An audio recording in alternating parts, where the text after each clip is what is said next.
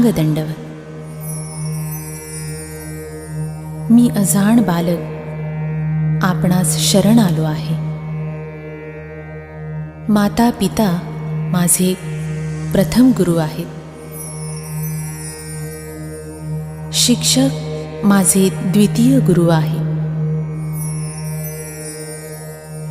आणि आध्यात्मिक सेवा भक्ती करून ईश्वरापर्यंत पोचवण्याचा मार्ग दाखवणारे तुम्ही माझे सद्गुरू।